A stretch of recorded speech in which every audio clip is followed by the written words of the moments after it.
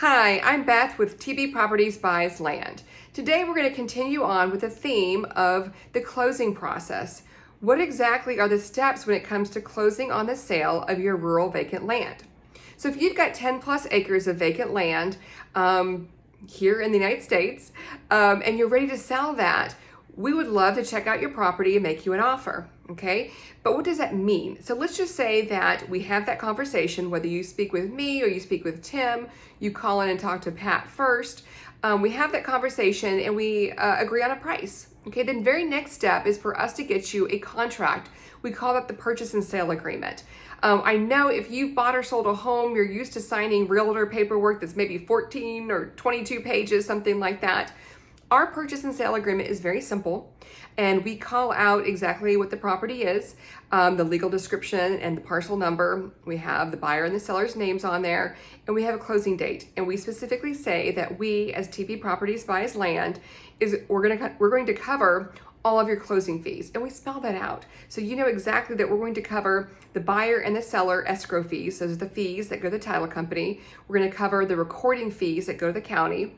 We will pay for the any excise tax or transfer taxes if those exist, and we're going to cover the title insurance. Okay, so we spell that out. We have a closing date, and it's really pretty much that simple. Okay, so once that is signed, and you have options for signing that, you can e-sign it conveniently from your phone, tablet, or computer.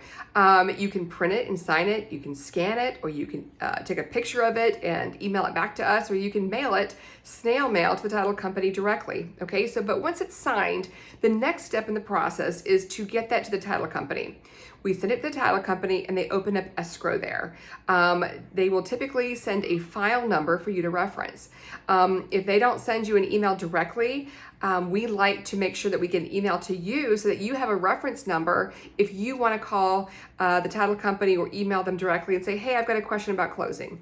I want to come in instead of closing remotely, or I would like to make sure that my funds are wired instead of a cashier's check mailed to me. Okay, so these are all options, or what's the update on this? So you have direct line of communication with the title company, which is important. It should be important to you, but it's important that we allow you to have that, okay?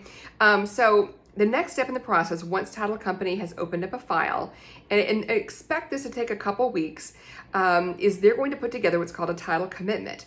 This is the information on your property. Okay, so they're going to do a chain of title search, and they're going to see if there's any issues in the chain of title. They're going to see if there's any reservations or easements or anything that's been recorded through the county that affects your property. Okay, so once they do that, they send that out to us for review, and they'll send a copy to you as well. Okay, this is important for both parties. For us, it's important to check to see if there's any red flags regarding your property.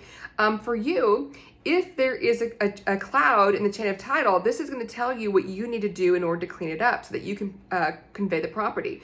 So whether you're closing and selling your property to us or anybody else, if there are issues with the property's title, you won't be able to sell that at all. Okay, so this might say, hey, you know, this was probated property. We just need a copy of the probated will, or this is inherited property. We need an affidavit of heirship, or it just might have something really simple like that. Okay, so once the title commitment's out, if there's nothing to clean up, then all we do is say, okay, we're ready to close, and the title company sends out title paperwork.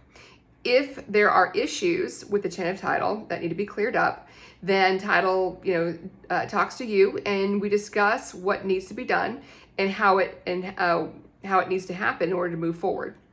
Okay, so let's just say that everything's ready to go forward. We send out the title paperwork. Title sends out the title paperwork for you, the closing documents. You have a couple options. They might email it to you and you print it out and sign it in front of a notary. They may overnight you the documents and you, again, sign in front of a notary and then overnight them back. Or you may choose to show up if you're local to the title company and sign in person. So you have different options, okay?